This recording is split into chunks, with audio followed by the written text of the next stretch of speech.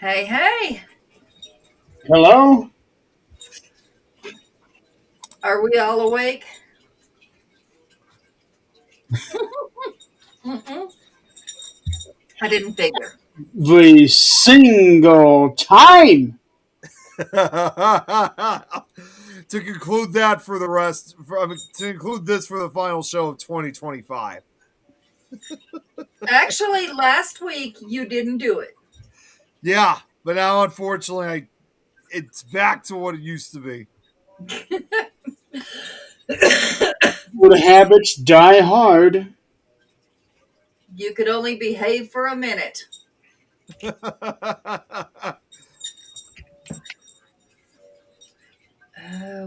Okay. Do you have a bell at the end of your hat? Okay. That's what I thought it was.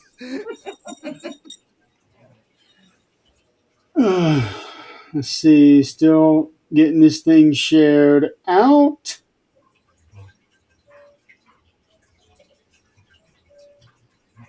Let's see. Oh, there we go. Dinner's smelling really, really good right now. What are you making this time? He is making shrimp, garlic shrimp. Ooh, ooh, that actually sounds good. I haven't had shrimp in such a long time. I love it. I just haven't had it. I don't go out of my way to make it, but he does.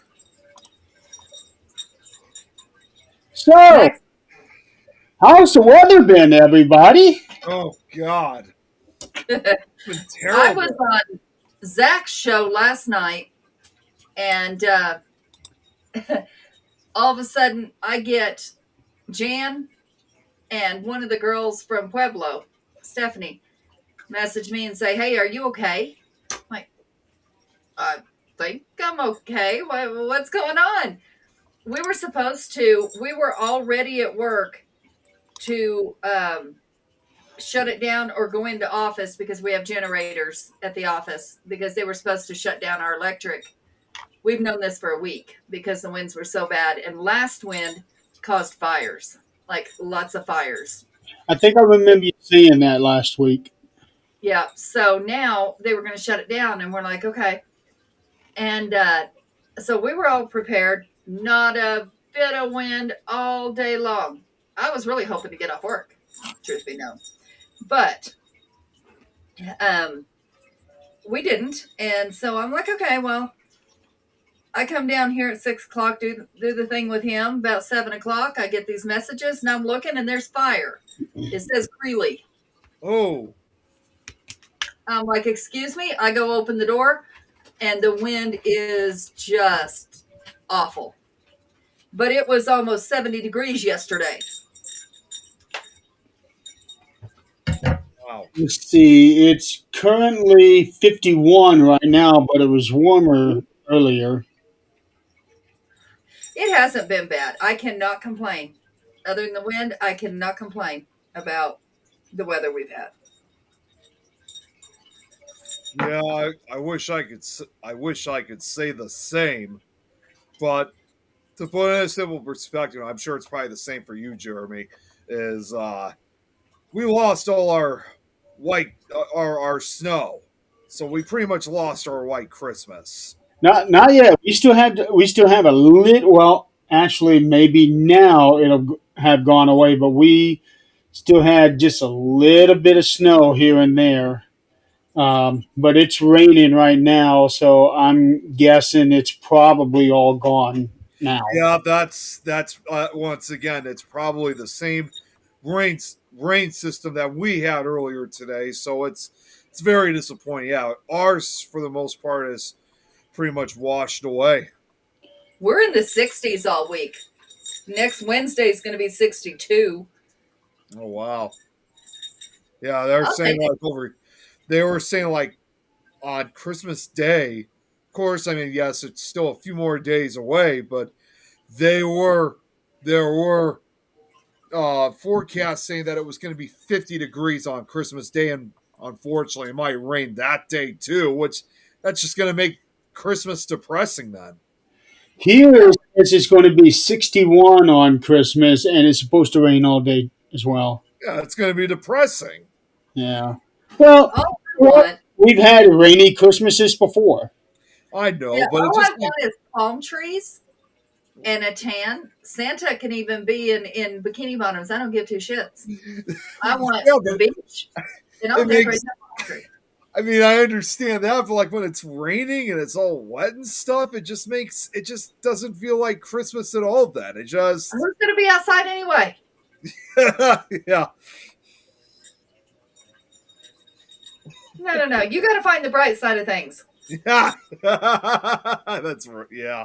Yeah, there's always the bright side of things. It'll actually give me the opportunity to take down my outside stuff so that I don't have to worry about it later on when it does snow. Because that's what I did last year on Christmas night. I took everything down outside. Christmas night. Yeah, Christmas Day that night. Oh, jeez, no. Yeah, because we were supposed to get snow, I think, the next day or within the next 2 days. And I didn't want to deal with it, so I just went on ahead and took everything down. I don't have much when it comes to the outside. It'll probably take me all of 10 minutes. Oh no, we have. Oh, jeez, that was Yeah, no, we have more like 2 weeks worth to take it all down. I know I've seen it. I have 3 strings of lights, and it's all stuff that goes into the ground. I've got 4 bush net lights that goes on my neighbor's fence. He actually told me for Christmas if I want to, I can put those things on his fence because it actually makes it look like that he's decorated instead of me. But, excuse me. his fence runs half the length of my driveway. Wow. And then I just got some signs, stuff that I put in the ground. Get all those up. I'm done. Yeah, geez. I mean, that's completely opposite from my dad. Like when he used to always put up the Christmas, we had a lot of stuff, but uh, Oh, unfortunately, though, like in our case, in the house. no, not just in the Right there. no, not just in the house. We had more stuff outside. Hey, Nikki, good to see you. Merry Christmas. Uh, yeah, no, we had stuff also outside the house, like on the roof and stuff like that. It's like I do the inside, Dad would do the outside. But unfortunately, it's gotten to that time where I guess it's safe to say that he has pretty much retired from doing that because my dad's over 65 years old. So, he can't really do it like he used to anymore. You do it. Yeah, I was gonna say it's where you come in. Well, problem is I would have to be on the roof a lot, and I'm not sure. Never really been taught how to do that. Put all that stuff on correctly, have it organized and tighten up and stuff. What about stuff on the ground? I mean, I can do the stuff on the ground. I just don't know if I can do the stuff on the roof. Well, at least do that then. Yeah. Well, there actually was one time I did try to help on the roof, but unfortunately, because again, I was not used to it, but problem was I accidentally stepping on some of the bulbs. So I knew at that point that this was not going to work for me. So don't do it. You learned your lesson. Don't do it. Exactly. No, and then go step on them. It's you learn from your mistake and you do it correctly the next time. Just don't watch Chevy Chase when he does it. yeah, that's right. Yeah, I've seen that. I can tell he really learned the hard way. Yeah, don't watch Tim Taylor either. Yeah, that's right. I don't put anything on my roof. There was a time when I would put lights on my gutter, but I think I only did that one year because I don't even like going up on a ladder, so I don't do it. I just crawl out the window. You know, it's actually funny. That's how my dad kind of did it. He did it both ways. Like he had to go through a window, and in order to get access to the roof over the last couple of years, and this was kind of funny. He wouldn't be the only one who would always get up on the roof. So would our cat Slinky. She always would get any opportunity she can get to climb up on the roof and just walk around. Of course, obviously, there's nowhere for her to go because it's too high for her to jump. I can't go out. Actually, no, I take that back. I can go out my bedroom window if I wanted to. Because the roof that's over my entertainment room is um, stable. The roof over the rest of my house is way too steep. Oh, speak of the devil, here she is. Speaking of which, Slinky? yeah, she just showed. I don't know if you got. Yep, here she is. Yeah, I was just talking about you, about your habits of climbing on the roof sometimes. I'm still waiting on you to go one day with, you know, Slinky. Oh God! If it was that easy, I don't think she would like that at all. But that would be pretty fun. I have to admit. I would love to see Slinky's reaction when you do that. Yeah, Slinks, you want me to treat you like an actual Slinky? Yes. Hi. What do you want? You'll probably end up with the same reaction that Chantel did with Jenny's cat. Oh, I still remember how man, was Jenny's cat pissed off so bad. Oh, yes. I have never seen a cat that angry before in my entire life. That cat. What's that? I can still hear that cat. Yeah, I mean that almost. It's like you could hear that cat yelling from miles away. Like, man, was she pissed? Yeah. She did not like anything what Chantel was trying to do.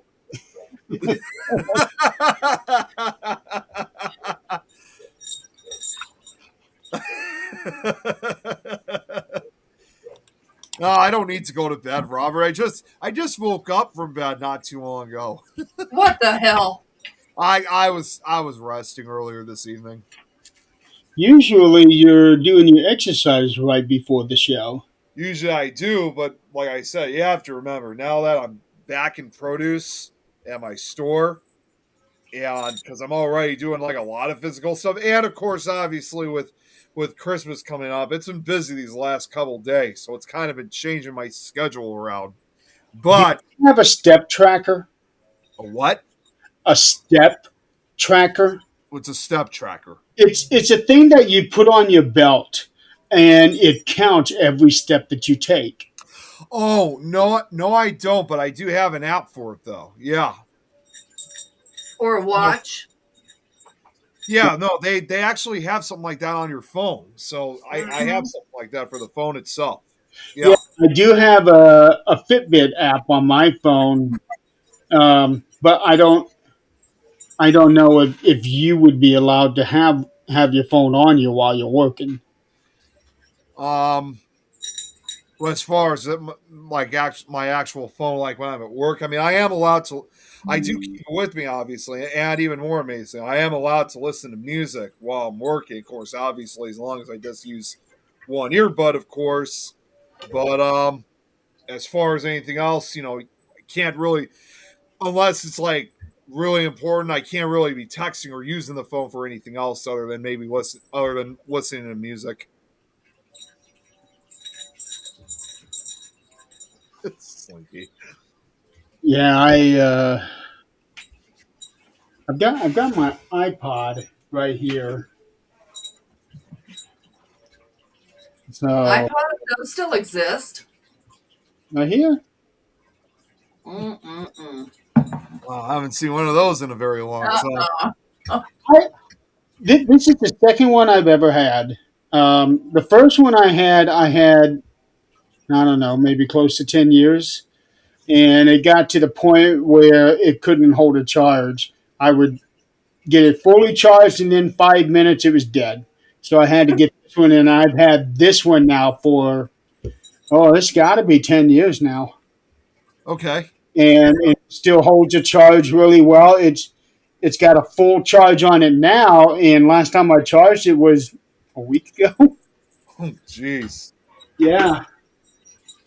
So, but I listen to that when I haven't gone out on a walk in a long time, but I would listen to it when I go on my walk, when I would be mowing the yard or raking leaves or any kind of outside work. I'd be listening to it. Thanks. Jeez. Yeah. Did you guys hear that? She just hissed at me for no reason. No, I didn't hiss. I didn't hear her hissing at you, but I saw her. Yeah, she does this for no reason, but yeah, very briefly she went. She wants to play. Yes, she does. She does. Oh, okay. Bye, Slinky. Such a weird cat. She does not act like your typical house cat. I always have to ask myself, saying, I mean, I ask her so many times, like, could you please act like a normal house cat for once? What does a normal house cat act like? Well, first off, they don't start doing like what they just did, like biting my hand off so much. She does that Sure to they me. do. Well, she does that to me sometimes around like 4 or 5 o'clock in the morning. I could be asleep, and all of a sudden I feel teeth in my hand. Yep, that's a cat. Yeah. Well, what she wants your pop on your hat. No, she actually was. No, she was just going after my hand. I'm just glad that she doesn't have claws, because that would have been a lot worse. If you guys didn't know, she's declawed, but we didn't declaw her ourselves. She was already declawed prior. There was a cat at the pound a couple of weeks ago that had what they call caps on its nails Oh, when it caps, came in, yeah. but it looked like fake nails, and they're actually put on like fake nails. Oh, really? There's no getting them off, and they're really thick, and it makes it hard for them to walk. I was so mad. I was gonna say that must make them feel really uncomfortable. They had to put her to sleep to get all those off of her. Oh, jeez. Okay. At least they got them off. Hmm. See, I know she's not watching right now, but Kate, her cat Machi, first of all, her cat's from Germany, and by the way, believe it or not, even pets have to have their own passports. So her cat has her own passport, Machi. I remember her saying something about that. I did not know such a thing existed. I didn't know No, either, so I it's was not exactly that. It's making sure that they have their shots yeah. and No, not carrying diseases that we don't have over here. right. Or I don't think just here. I think for anywhere you move to, any country you move to. But no, Hmm. I remember my reaction was about the same as yours, Jeremy. I was just as surprised as you were, and um, Machi still has her claws in her case because, like, again, Machi was originally from Germany, and obviously, unlike over here, they don't do declawing in Germany, so she's kept her claws ever since. Hmm. I don't know. I thought they did it everywhere if you wanted it done. Well, there's still a lot of countries out there, like I said, Germany being one of them, that they never do it. In fact, in other words, it's pretty much illegal to do it in Germany and some of these other countries. Some places remove dogs' vocal cords so What? they can't bark.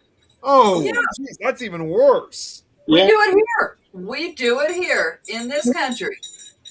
How have I not known about that? Jeez, I had no idea either. Yep. it just We sounds. do it for like apartment living where, they would get kicked out.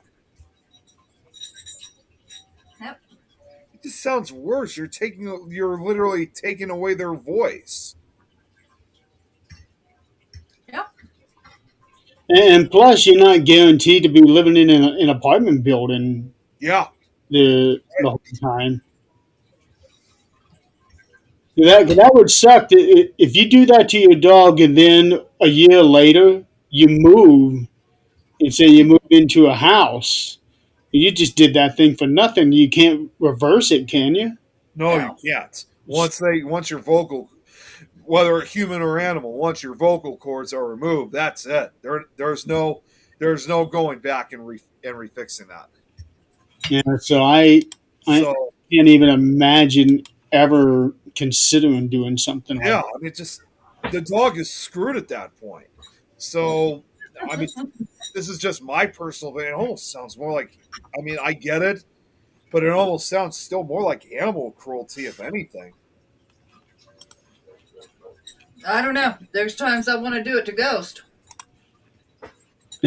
So okay, with Ghost and Baby Girl, I can I can understand why you would want to do it with them. Hmm. yeah, I can understand So why. we have a collar that shocks them when they do it. Actually, it don't. What it does is it beeps the first time. They bark 3 more times, it vibrates. They bark 3 more times, then it shocks. Also, it gives like kind of like a warning to them. They get 2 warnings. So the three strikes rule. Hmm. I remember last time I was there, Ghost especially was kind of leery about the barking. Yep. Yep. All I do is pick up his little remote, and he's done. He will go hide.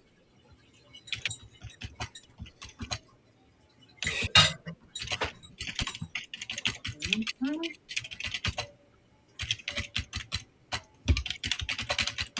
There we go. And the little one doesn't hardly bark at all. Now, he whines when the others play with us. He'll whine and howl and sounds ridiculous. Oh, jeez. He's been spoiled. And I don't mean a little. I mean, this little shit's been spoiled. How old is it now? Haven't they all? Hey, Tom. He's 6. But, yeah, they've all been spoiled, but this one was with my aunt by himself. He ate with her, he ate what she ate, and that abruptly ended. He will eat dog food and he will not eat off my plate. But he still has his little habits that we cannot break. When we get in bed, he will lick Zach's back until Zach lays down. And I mean just lick, lick, lick, lick, lick, lick. Zach's like, you've got to make him stop. Did you say wait, did you say lick his back? Mm-hmm. Yep. And once he gets under the covers, he'll lick my legs until he goes to sleep. I don't know if I could handle a dog licking my back. That's Oh, just he like don't like it. He Okay. don't like it. I don't think I mean I've always heard about dogs licking people's faces and stuff. I don't think I've ever heard of a dog that licks someone's back. Oh, a dog will do anything if you let it. Yeah, it's true. I would much rather. Now he won't lick faces. I would much rather he licks my legs or my back than my face. Oh God, with my sister's dog, she does that with us all the time. Like she'll jump on us and just literally lick our faces and stuff like that. Obviously, she's really excited of seeing us. Thinking it's been a very long time since, even though we probably may have seen her the day before. That's typical of dog behavior, though, of course, because like to them, every time that you don't see them, it seems like it was ages ago. Dogs, we have lives. Dogs have us. We are their life. You know, my dad once said this a long time ago. Not in the case with dogs. Well, actually, no, it is with dogs and cats too. He said one time that when you give food to your dog, or if you give a treat or something to a dog, dogs pretty much think that you're God at this point. But when you do it with cats, though, and you give them food or treats, they think that they're because they think they're the ones running the show. They are. They are. Yeah. Have you ever tried to tell a cat no or train it? Absolutely not. It does not work. Oh, that one you guys just saw, Slinky. I can't tell you how many times that we had to always, because again, like I said, she likes to go outside, and we're always like, "No, you're not going outside. No, you're not." And she'll start yelling, like it'll literally cause like kind of like an argument between either one of us and her, thinking that she has full authority to leave the house. Yeah. Yeah, cats cannot be trained. I mean, it's just not going to happen. But they are one of the smartest creatures on this earth. Well, I don't know if I'd say about this one that you guys just saw, because again, there's other times where she acts like a dog. And she gets what she wants, don't she? She does for the most part, like, and she won't stop bothering us until she gets what she wants. So who's the smart one and who's got who trained? I guess you could say Slinky in this case. No, back to where I started. They are one of the smartest animals that you can own. Yeah, they are. How was that? That was me. Clarissa was responding to something I wrote to her. Oh, okay. So, next week is Christmas. Yes. How are we feeling about it this year?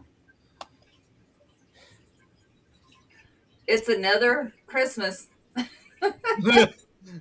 Well, like I said, I wish we didn't have to lose all our snow for this. It definitely would have felt more like a white Christmas for it.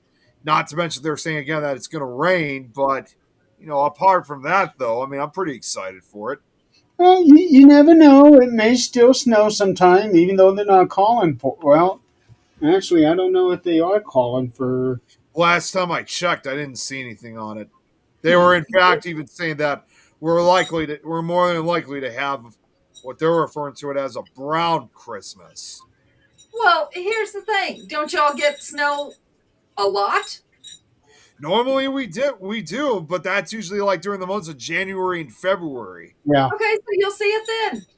Yeah, but it'll be long after when Christmas is over. Yeah, Christmas is when we want to see it. Anyway, all I care about is snow on Christmas Eve, Christmas Day, and it can be 60 and 70 the rest of the winter time for all I care. That's right. Now, according to this, we are supposed to be getting snow starting 7 a.m. until 10, but it's saying 20% chance of snow. And that seems to be it. Yeah, y'all keep that mess over there. Yeah. Oh, there was a lot. It's unfortunate. The weekend.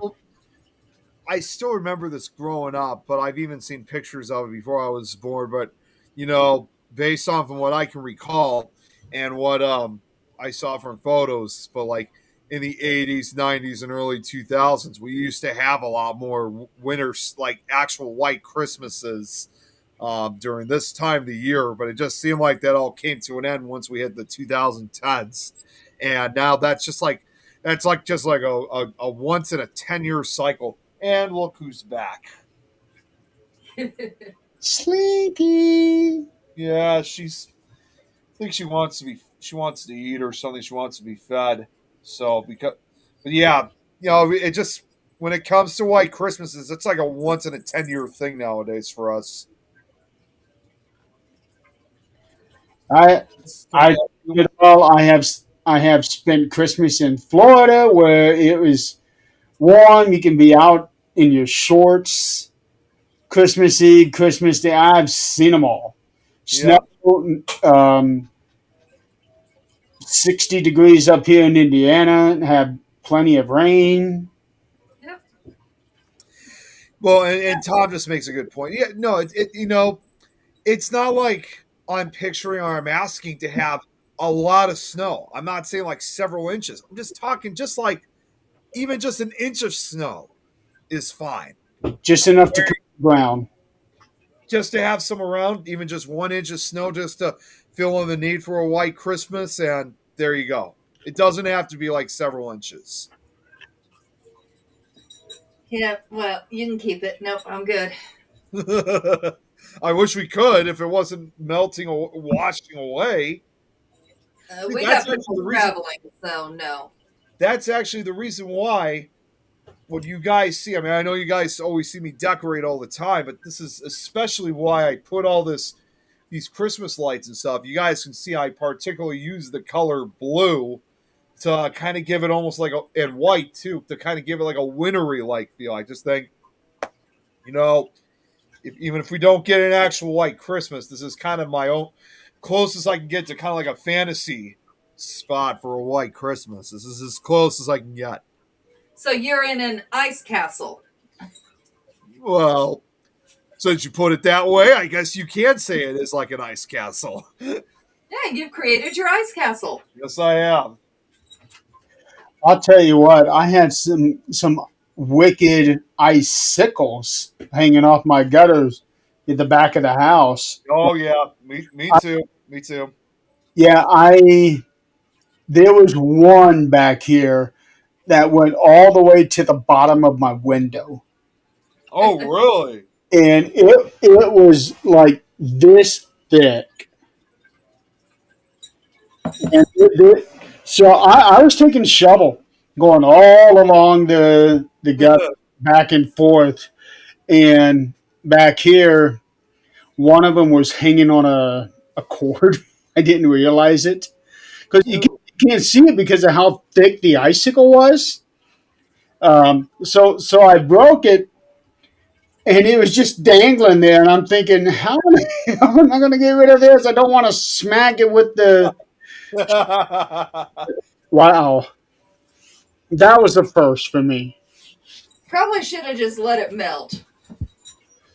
I didn't realize that it was on the wire like that. That sounds like to me that did not come from the snow itself. That sounded like that could have been the result of freezing rain because freezing rain is known to do that. Is it working good? Yeah, we haven't had any issues. Awesome.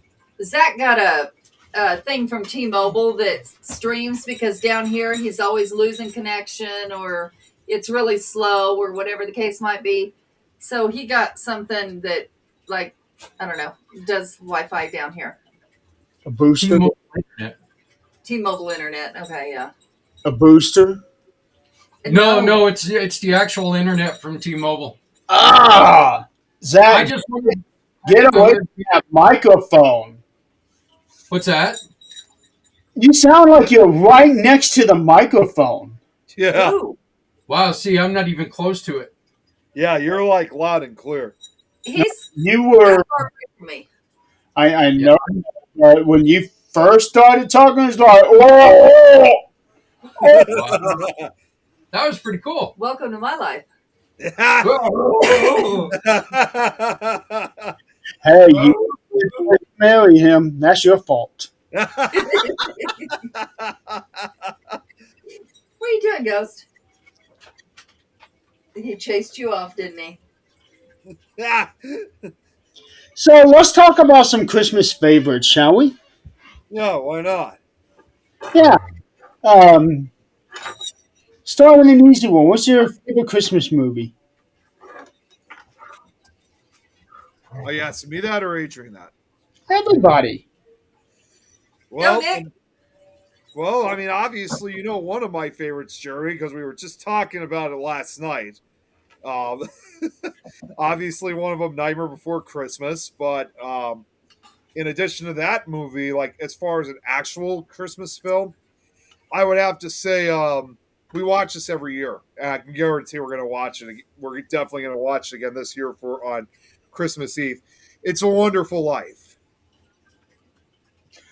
I had that on a couple days ago.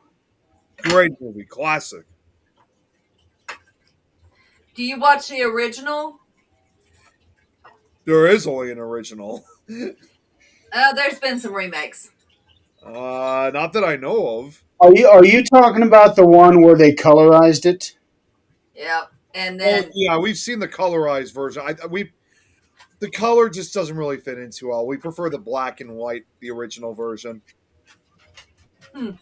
Well, when they add color to the original black and white stuff, it like the color is off on all of them.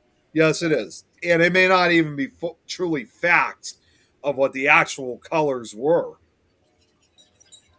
And I actually just found this out a few years ago. There is one beneficial thing that the color version did, and none of us have ever seen until recently in the last few years.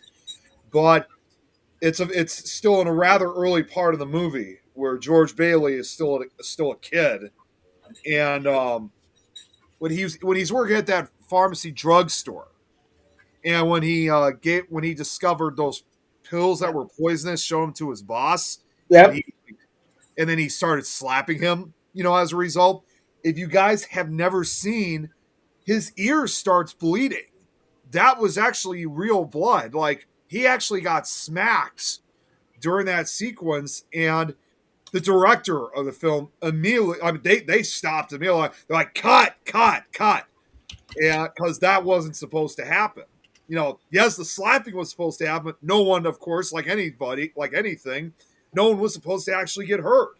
So they had to stop shooting for that sequence. And first off, they checked to see if the actor, was up, he was doing okay.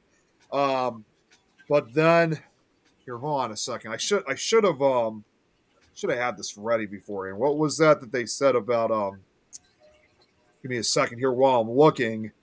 And we Mickey, ear, yeah, his eardrum.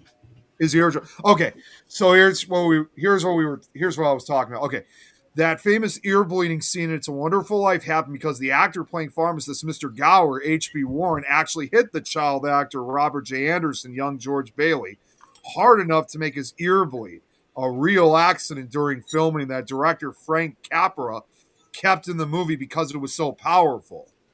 Young George, if you guys remember, had previously lost hearing in that ear after a childhood accident. And the hit from Gower, who was upset about bad news, reopens the wound, adding to George's sacrifices. Yeah, there's a lot in that movie, and what's ironic is that Christmas is only a part of the last 20 minutes of the movie. Yes, it is. It's not even like fully like an actual Christmas film until what you just said. Just one other thing here, I almost forgot. So they give a few more key details about this.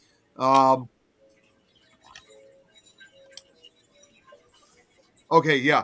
Director Frank Capra decided to keep the raw emotional moment in the final cut, making it a crucial part of George's character development and foreshadowing his sacrifices.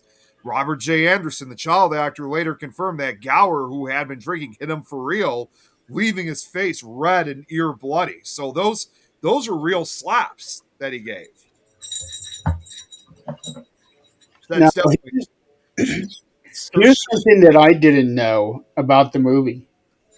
It's a Wonderful Life is based on a short story called The Greatest Gift, which in turn is loosely based on A Christmas Carol by Charles Dickens. Yes, it is. I had no idea. I had no clue.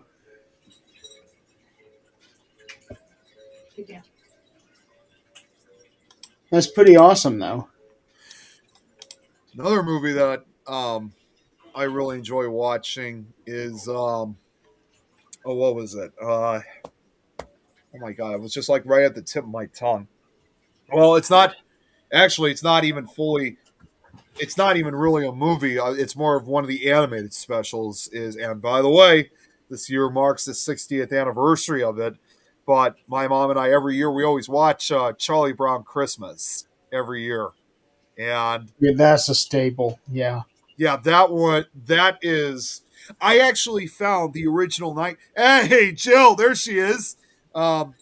I actually found the original 1965 broadcast of Charlie Brown Christmas. It was when it was at that time too when it was still being sponsored when it was being sponsored by Coca-Cola. So what I really liked about the original 1965 broadcast is how different it is compared to like with what we're all familiar with when they show it every year on television. But they even included deleted scenes like things I've never seen before and stuff like that. It was just like, wow, check this out. So, and when I found that original broadcast, it was on Internet Archive. We watched it a few years ago, and we were going to watch it, the next fall, the next year. But unfortunately, it was deleted. I was like, oh, damn it! I should have like downloaded it when I had the chance. But guess what? Somebody brought that back up. Boy, I downloaded it down there. This is not escaping me again. So I now have a copy of the original 1965 broadcast with the deleted scenes. As far as the animated ones, for me, it's Charlie Brown, and it's also Garfield, his Christmas special. Don't forget also the Grinch, the original one from the 60s. That came out a year after Charlie Brown Christmas, 1966. That one doesn't really do it for me. It doesn't? It's not, I know it's a classic, but to me, it's not a personal favorite like Charlie Brown and Garfield. What about the original, again, came out around the same period, 1964, about the original Rudolph the Red-Nosed Reindeer? I'll put that above Grinch. Okay. My staples for my favorites, A Christmas Carol with the Jim Carrey version. That I actually followed it with the book. It is damn near word for word the perfect adaptation. I also like Santa's Little Helper Okay. with the Miz from WWE and 8-Bit Christmas with Neil Patrick Harris. Oh, nice. Yeah, that one. He's telling the story. He's telling his daughter the story of when he was her age, how he and his friends conspired to get the original the original Nintendo for Christmas. Oh, jeez. So 90% of the movie takes place in the 80s. Okay. So I love it just from that. Hey, Jan. Oh, she just said her favorites: Frosty, Jack Frost, Christmas Island. I don't know Christmas Island. I don't think I know that one either. I know the other two, but Unless she's referring to the Land of Misfit Toys. I don't know. That's the only island I can think of. Another favorite I can't ignore is Ernest Saves Christmas. Oh, yeah, yeah. Santa Claus, Home Alone. Oh, okay. So I just gotta throw this out with Home Alone. I mean, I do like Home Alone, but I'm not as crazy about it like I used to because that movie is shown so much more frequently than any other Christmas movie. At least for me, it has been. Like, I mean, I just hate to say it. It's just, to me, it's just not as funny as it used to be anymore. Like, I remember Christmas season where literally I was going to I went to three different Christmas parties throughout the month, and it was just it was playing at every single freaking Christmas party. Like, I could not go to any of these Christmas parties, without seeing or hearing that movie being played. Like, it was absolutely everywhere. Okay, so the Land of Misfit Toys, Jan, that's actually Rudolph. That's actually the Rudolph. I was going to say that's Rudolph. Yeah. Yeah. So that's what you're thinking. You're thinking Island of Misfit Toys. It's also got Yukon Jack. Yes. And I think on that one, they battle the Abominable Snowman. Yeah, that's the original one. No, he's referred to as the Yeti, I think. No, he's just referred to as the Abominable, just not the Abominable Snowman. Okay.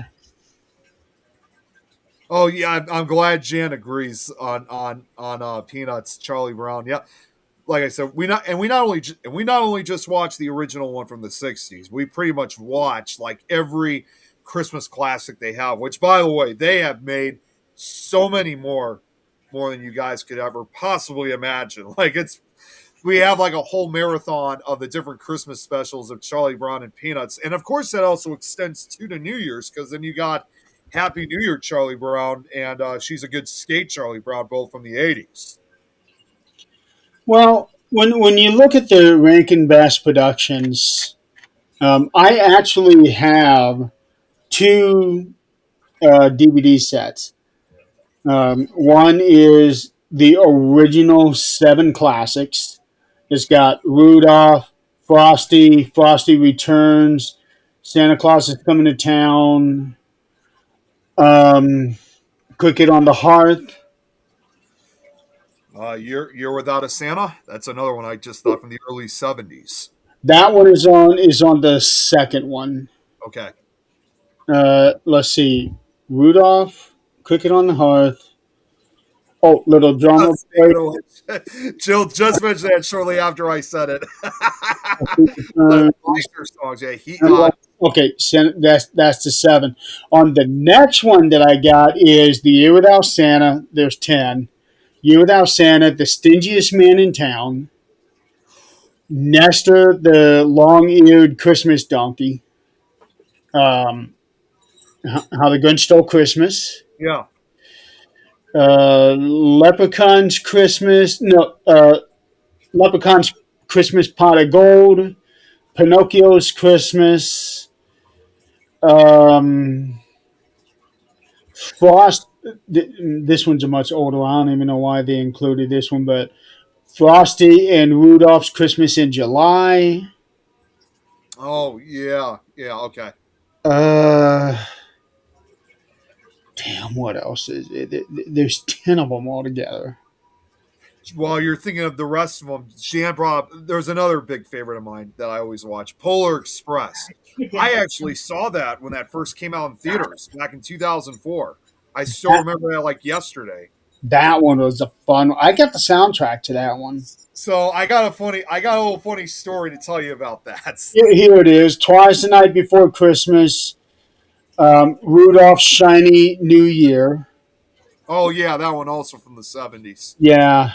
Okay, Grinch Stole Christmas, Nestor, Leprechaun's Product, Christmas Gold, Pinocchio, Year Without Santa, Stingiest Man in Town, Twice the Night Before Christmas.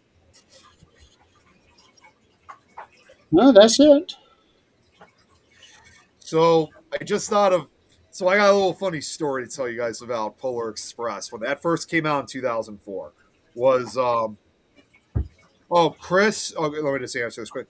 Chris, I'm about 3.5 hours away from Charleston. I've actually gone there a number of times because that's near Mattoon, Illinois. That's where they have SilkCon. So I've been there. I've been pretty close to Charleston.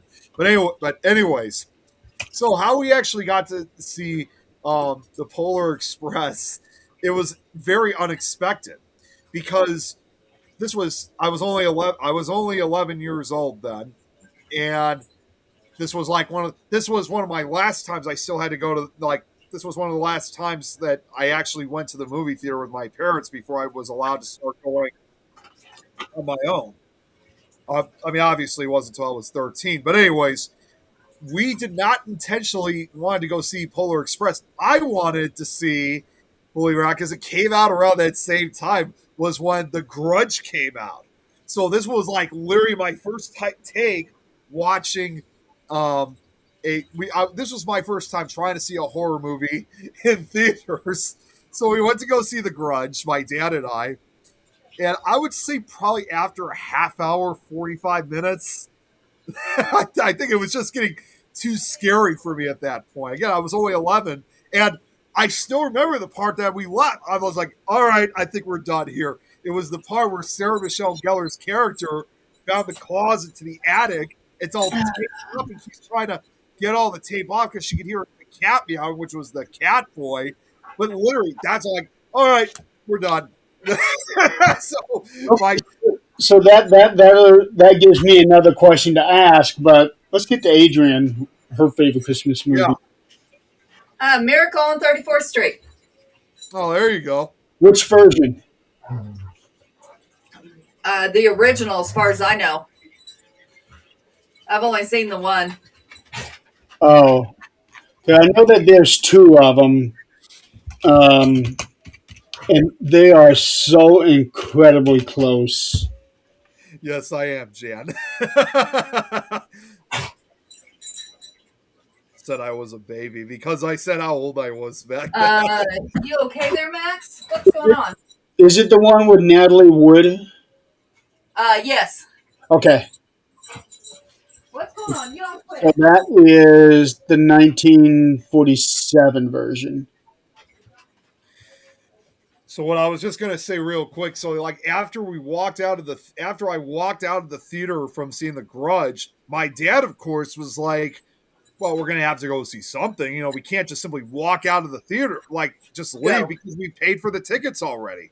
And I look over and I see that there was a showing of the Polar Express. I thought, well, considering that it's getting close to Christmas time, why not? Let's go see Polar Express. So we went to the theater, we sat down, and man, I'll never forget the experience of seeing Polar Express in the theater for the first time. It was phenomenal to watch.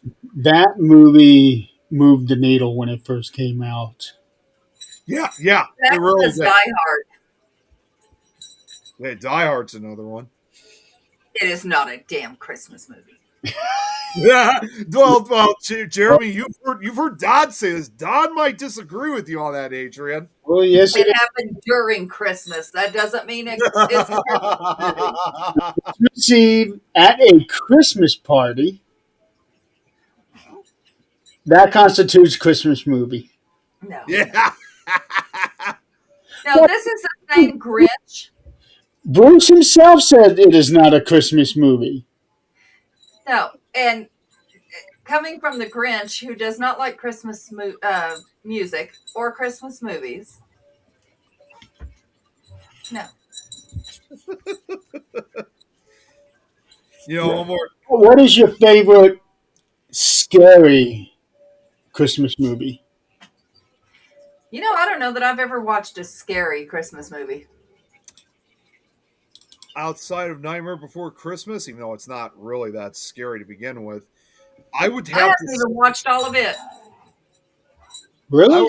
say one of my favorites is also Black Christmas from the 70s with Olivia Hussey in it. That's one of my favorites. I've still not seen that one. You haven't seen Black Christmas? That's a classic. Oh, just the original, remember? Yeah, it's the original. The remake. That's the only one that I've seen. I have not seen the original. Oh, you gotta watch. It's directed by the same director who almost 10 years later also directed A Christmas Story. Yeah, it's what was this? Bob. I forgot his last name. Who the hell's his last? Oh my god! You could just sit in the corner with Zach, Jan. Oh, Bob Clark. He directed both movies. Okay. Christmas Story and Black Christmas. And I like Jack Frost, and I also like Silent Night, Deadly Night. yeah, that's a classic. Did you see they just recently remade Silent Night, Deadly Night again? Did you see that? I've seen it, but I haven't seen it. Well, I haven't seen. I just literally discovered it earlier today. I had no idea they were making a second remake of Silent Night, Deadly Night. Yeah, we've been talking about it on Fear Fans. I haven't been on. Well, that's your fault. I'm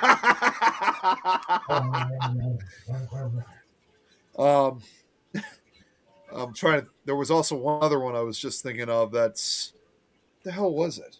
A couple years ago, a new one came out called Violent Night. Violent Night. Yeah, I've heard of that one. Yeah, that one's pretty decent. And then I think more recently, the Mean One came out, Okay. we're actually covering that on Tuesday. I'm going to try to watch that beforehand. Black Christmas too, by the way, if you didn't know this, I mean, it's not necessarily particularly like the very first horror movie that revolves around Christmas, because there was another horror film that came out 2 years prior to that, around 1972, called Silent. Believe it or not, it has a similar title, Silent Night, Bloody Night. But I have heard of that. you could watch that actually, like even on Wikipedia, they have the whole movie because it's public domain now. That's why. So, but for Black Christmas, on the other hand, wasn't necessary. Even though it wasn't necessarily the first holiday horror film, it was the first type of film of its kind. Because, for one thing, it was one of the first. It was actually one of the first horror films to combine both the slasher genre and the murder mystery genre together. Because What about The Shining? I don't think The Shining takes place during Christmas. I know it takes place during the winter. Well, if it takes place during the winter, Yeah, but it could be January or February. I mean, Adrian, you know that. You live in Colorado yourself. oh no, it starts in November. Yeah, it's true. Hello again, Slinkers. Look who's back yet again. Veggie Tales. Because Yeah, at The Shining, I look at the Dead Zone. Dead Zone. That's another good one. I like that. Not necessarily much of a huge horror film, but it's definitely a great movie. Oh, last night I finally saw the Star Wars holiday special for the first time. Oh, you did? How was it? It wasn't easy to watch. That's why I'm not sure if I should watch it or not, because I'm a Star Wars fan myself. It is so weird. It's like they threw a whole bunch of things into it, like a vegetable soup. Oh man. It is really incredibly weird. Christmas to them is Life Day.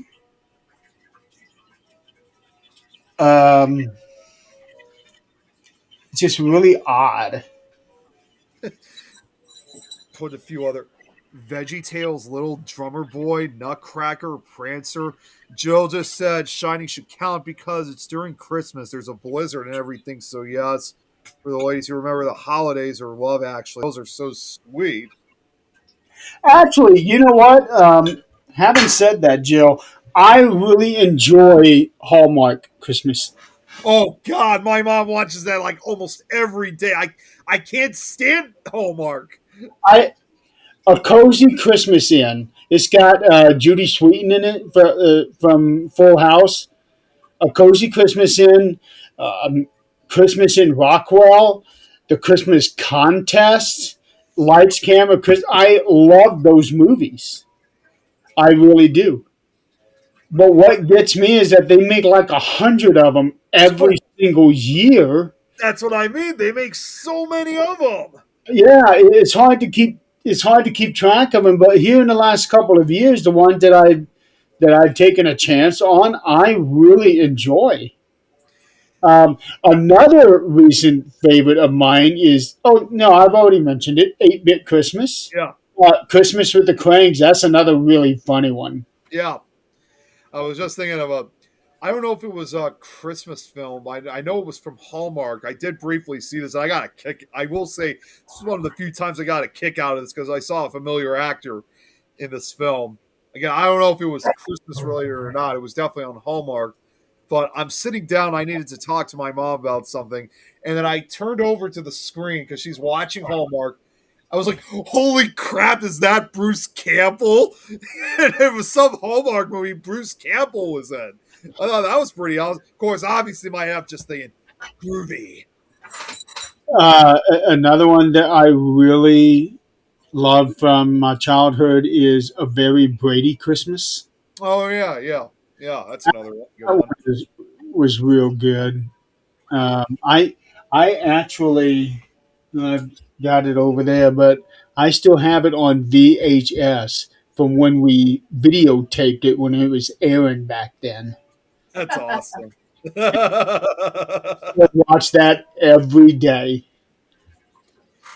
There's also. Oh, I'm sorry. No, it's actually a little funny bit. Normally, after it's done, I stop and rewind it and put it away for next year. But I was doing something on the computer and I forgot about it, and it ran into Super Mario World, the cartoon. Oh God. Oh, that's always the worst. Yeah. You mentioned Christmas Story. Yeah. Have you seen the sequel to it? A Christmas Story Christmas? You know, it's funny. I was going to bring that up. No, I haven't yet. My sister has seen it. I've seen the trailer for it, but yeah, I've been meaning to see the sequel these last few years. I've really been wanting to. It It looks good. It's in the same spirit as the original. Yeah, I was going to say definitely a far more worthier sequel than the 2012 one, which has nothing to do with the original film. Well, there was one before that one. Yeah, there was that. They made that other film in the mid '90s that Yeah. takes place during the summer, Yep. which has this. I don't know if it really has many of the same cast members. I know they have the same narrator in that film, but No, it's not the same cast. not the same cast apart from the narrator. But no, I'm just saying as far as like actual cast members and stuff, the new one you just mentioned, it's definitely a far more worthier sequel than the 2012 one. One movie that came out this year is the best Christmas pageant ever. Yeah, you know, I watched that. That one is pretty good. when you mentioned also about Christmas Story, you know, like how they have that 24-hour marathon of when they show Christmas Story on Christmas Day. I'm really surprised now with the I don't sequel. have cable TV, so I don't know. Oh yeah, there's a TBS shows Okay. has like a 20 no Family Channel. I'm sorry, it was like they show like a 24-hour marathon of Christmas Story. They just keep replaying it repeatedly. But I'm honestly surprised now with the release of the sequel, the one that came out a few years ago. I'm surprised they're not showing both movies, the original and the new sequel, because they're truly connected. And by the way, for some reason, every time when the marathon's over, it's not even the last time they show the movie. For some reason whatsoever, like on the very last part of the marathon, they always air The Wizard of Oz, which, okay, I get it's like a magical film, but that's not really a Christmas movie. It's not. No. It just doesn't make sense. Do you consider Gremlins a Christmas movie? Well, yeah, that is a Christmas movie. Another one I can think of. This is a favorite of my brother's. Actually, is came out 10 years ago. What was that movie called? Oh man, not. It has Seth Rogen in it. The Night Before. Did you ever see that one? Don't know that one. Yeah, that came out about 10 years ago. Seth Rogen's in it. Oh, Joseph Gordon-Levitt and Anthony Mackie. They're all in this movie. I don't hear very much anymore. What? That's a name you don't hear very much anymore. Jason Gordon-Levitt. Yeah, he's one of the main characters in this movie, and also it's got quite the cast. I know it also has Michael Shannon, Jillian Bell.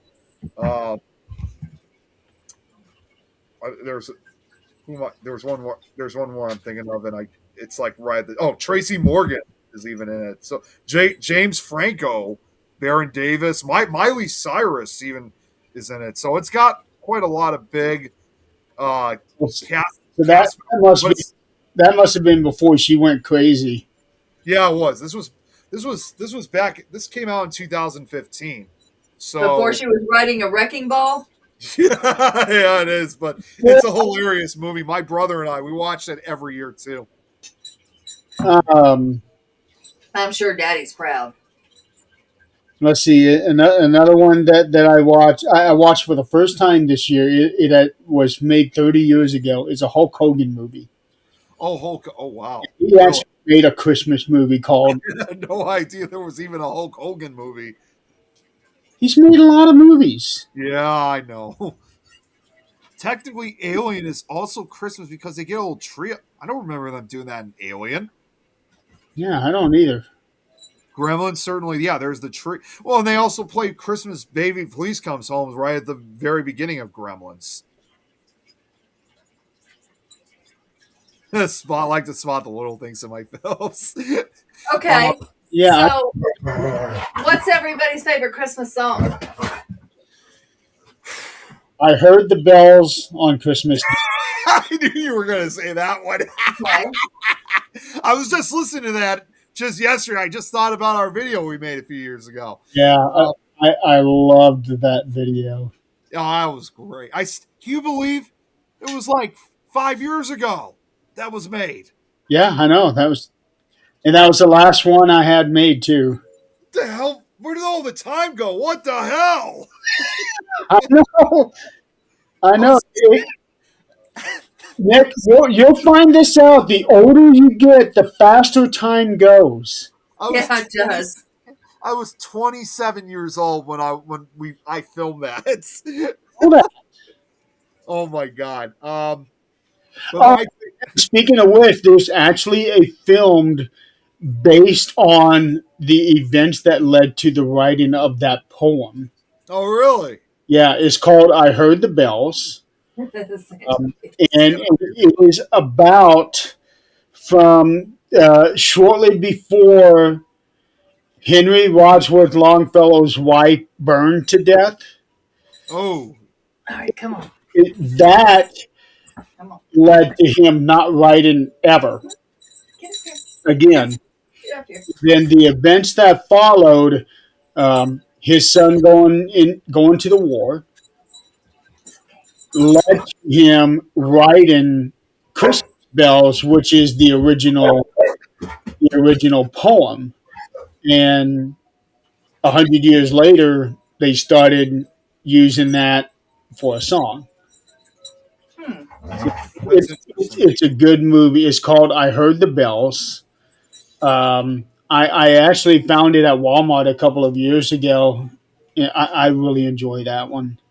But yeah, that is my favorite Christmas song. It used to be "Oh Holy Night" until I heard that song. To me, that one completely encapsulates what Christmas is really all about. My favorite, this has been a favorite of mine since childhood, undoubtedly would have to be Jingle Bell Rock, but I would also say another favorite, funny enough, kind of like with you, Jeremy, I'm also a big fan of that song, "Oh Holy Night." My favorite version, undoubtedly, which I don't know if you guys remember from a few years ago, I even used this on one of my Christmas music posts, and that was also "Oh Holy Night," especially by Josh Groban. That version that he makes of "Oh Holy Night" is just phenomenal. Like, it just gives that feeling like he's truly singing into the night. Like, just that. I'm not going to lie. I get emotional and I get teary-eyed when I listen to that version. It's just so powerful. Josh is a hell of a singer. Yeah, he is. And if you remember, this goes back to what we were talking about with Polar Express. He also sings the ending credits song for Polar Express. So they had the perfect singer for the credits for that movie. Yeah, so, I've got a couple of his albums. It's amazing the voice that comes out of that body. It's even more amazing, like how young he was, like when he did the song, like in this case, "Oh Holy Night." That was like back in 2002, I think. At that time, he was only probably like, I would say maybe only 21 years old. You know, he was still a youngster, but still, just like what he performs is just incredible. There is one of the few live performances from that period that he performed that song on NBC, I think it was, and that live performance was just as great as the actual recording. Like it's fantastic. You got to check it out if you haven't seen it. But I do get emotional a lot of times every time I hear that version of "Oh Holy Night." See, I think I have the album that is on I North. have on my The deluxe. Oh, okay, I don't know if I have the deluxe version. see. I just got all my stuff on my music playlist on my phone, and what I actually do is, funny enough, that song along with a few others is in fact one of the last songs on my Christmas music list because like what I kind of developed this over the years, but I know it sounds kind of depressing, but you guys will get the idea. Is when I near the end of my Christmas music list, it actually gets closer. It actually gets to more of the kind of more gloomy or kind of sadder sounding songs because it's not necessarily to give a depressing feel. It's just more or less to kind of signify that after several days of playing, because I have a pretty big music list. After a few days of start from starting it, it's like it signifies that we're getting to the end of the list. We're almost done. But I don't leave it just like that. I do leave a few positive sounding songs at the end, so it doesn't sound so sad at the end of it. So that's not only something that I've done with my Christmas music list. That's something I've done with most of my other holiday music lists, with the, of course, sole exception of Halloween music, because it's supposed to be completely the opposite for that one. But I my music list is notorious for creating that kind of emotional feeling. I used to this long before we all met. I used to post one Christmas song every day from November 1st up to Christmas Day. There you go. Yeah, I used to do that every year. I did the same thing for Halloween too. Yeah, because there's so Uh, many of them. I yeah, have. I haven't done so the last I'm 5. not even joking. I have came across so much more new Christmas music that I've never come across before. But I had to start cutting down. Like I was only intending to look for just a few, and I'm not even. I found like 200 songs, if not even more than that. There are so many new ones that have been coming out, but I started to get a little bit suspicious about some of these songs because I thought, wait a second, are these sung by actual people or are they AI songs? So there's a website if you guys haven't heard of. It's called Matchtune.com. It allows you. It's for right now the only legitimate website that can help you detect if it's an AI or not. So I always prefer music being sung by actual singers. So when I came across this, when my watch history was like this big, if not even way bigger than what I'm demonstrating, I started cracking down because I wanted to keep.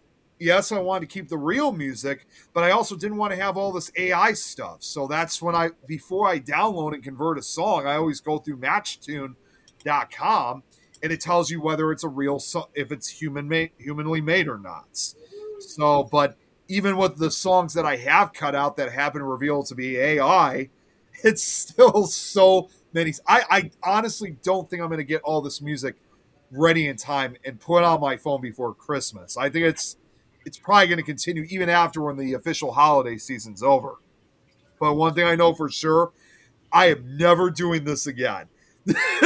Because, because part of the reason why it grew so big was like every time I clicked on the song so I could listen to it, all of a sudden there's a link for another song that was just made. And I was like, oh, great, I got to listen to this one too. Like, it's like a never ending cycle. So I am never, ever, ever going to do this again. If I ever need more new Christmas music, I'll do it any other time of the year. Not during this time, because this stuff, like Larry, some of these tracks, like when I'm looking this stuff up, some of these tracks are like literally released within like the last few hours, if not even the last few minutes. It's crazy. Sue, I agree. I am so over this AI bullshit. It's not even funny. Why do you think that I've been cracking down on this stuff? Because like I don't like the AI. I like when it's done by actual singers because you hear the emotions, you get the actual feeling out of it. It's just a far more realistic sound to it. The AI stuff it doesn't add up.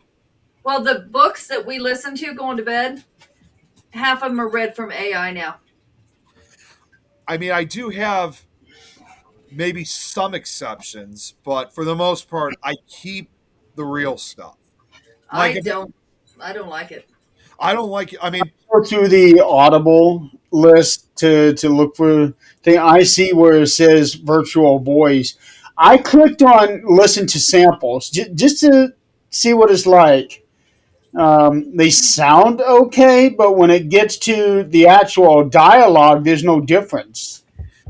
you know, You can't tell no, until they go to saying certain words. And it's just like, remember how our GPS used to say names of roads yeah, that were incorrect? yep, The way this is, it's ridiculous. I'm like, exact really? same What? thing. What? The only time I ever rely on AI, I mean, it's different for like I said with my other holiday music list. It's different when I'm having a hard time trying to find new music to add to other holiday music lists. Like if I just don't have any other option, I sometimes have to go by that. But in the case with Christmas, I mean, in this case, even regardless whether this new music, even if it is made by legitimate real singers, I don't need AI music especially for that. That clearly goes to show I got plenty of Christmas music to rely on. Like I said, I might not even get it all in time ready for Christmas Day itself. So I got enough to last.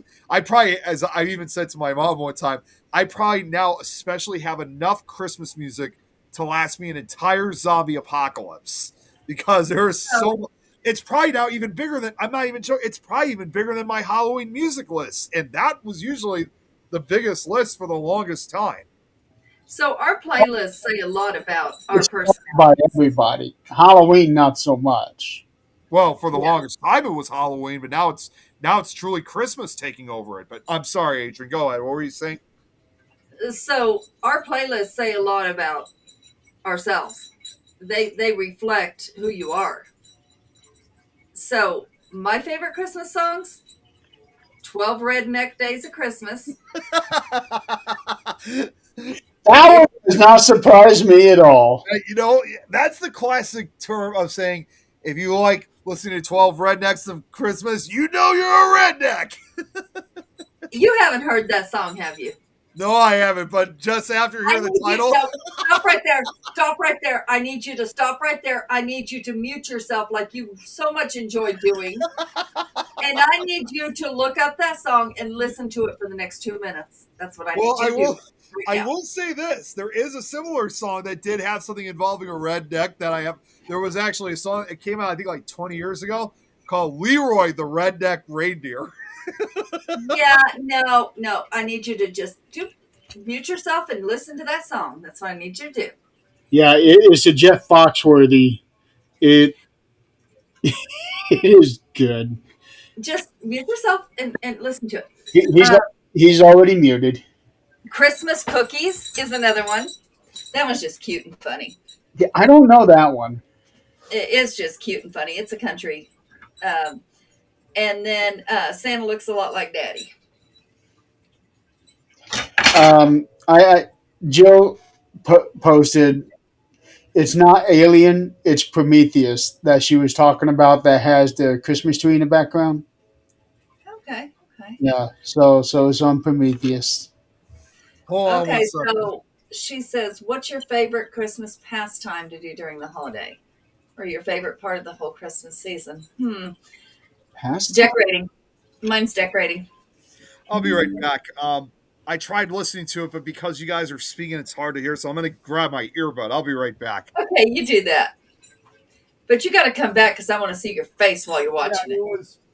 Yeah, it's just right over. I had to charge it up, so fortunately, it just got fully charged up, so I got a full charge for it. So now I got all the time in the world to listen to it. This All is right.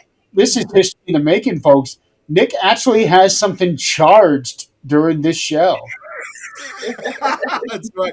Yeah, I charged it several hours in advance. Yeah, December You 8th, knew 2025, Nick had something charged. premonition. By the way, while I'm getting this ready, Jeremy, I just got to ask real quick as I'm setting this up. This is just something actually revolving around Christmas story. Did you know that oh my god, what the hell? It just left my head. That's okay. wait, When you're done listening to it, everything's going to leave your head. okay, so I better ask. Okay, no, it just came back, so I better ask this quickly. Did you know that Jack Nicholson was originally supposed to be in that movie? In Christmas Story? Yeah, he was supposed to originally be the father in that movie. Oh, no, that would not have worked out so well. There's rumor. Well, even though they say that supposedly he was originally supposed to be in it, there is no proof or evidence to show that Jack Nicholson was ever be involved with Christmas Story. But I can understand why though. Like with your reaction, considering he was just trying to murder a kid a few years prior in The Shining. All right. It's hard to break character. Okay, here it is. In the DVD commentary, director Bob Clark mentioned that Jack Nicholson was considered for the role of the old man. Clark expressed his gratitude that he ended up with Darren McGavin instead, who appeared later in other Clark. Okay, so the director himself said that in the DVD commentary. Okay. That's good. Now Okay. let's see. Let's listen to this.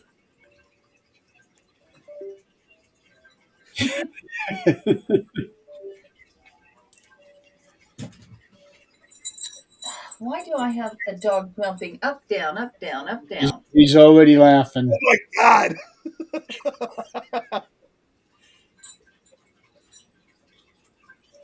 He hasn't even got to any good parts yet.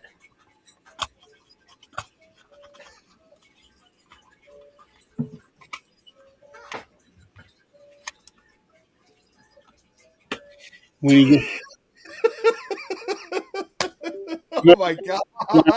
he must have gotten to the flannel shirts part. Yeah. Just keep listening.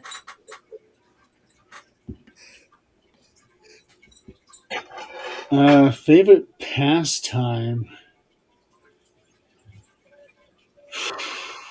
Or tradition. Probably Oh, God. it would have to be.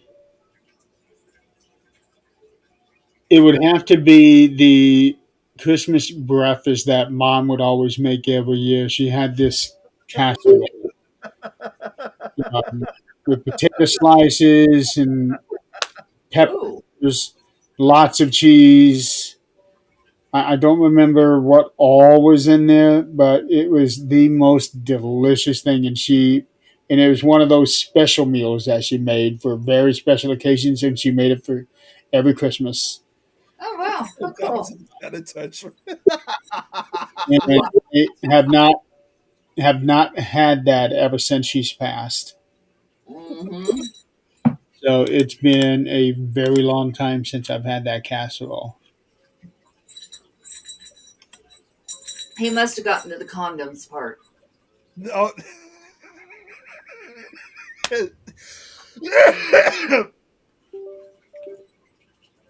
I don't remember the full lyrics to it, so I'm looking at it now. Remember flannel shirts. I remember. Oh, man, that was great.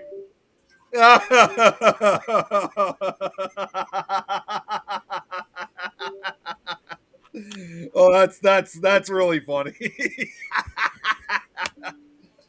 Oh my God. It's actually I very don't think true. I'm ever gonna look at that song, that classic song now the same way ever again after hearing that. So thank you, Adrian. It's very true. I guess I'll have to consider that your Christmas my Christmas gift from you. Okay, so I got one more for you. Oh God. Merry Christmas from the Family. Yeah, who's that by? I want to say it's. Let me see. Because I want to say Chesney, but I don't think that. Oh wait, no, I have heard of that song. Yeah, Merry Christmas from the Family. Yeah, I think that's Kenny Chesney. Montgomery Gentry. Who? Montgomery Gentry. Oh, yep, yeah, it just showed up on the search.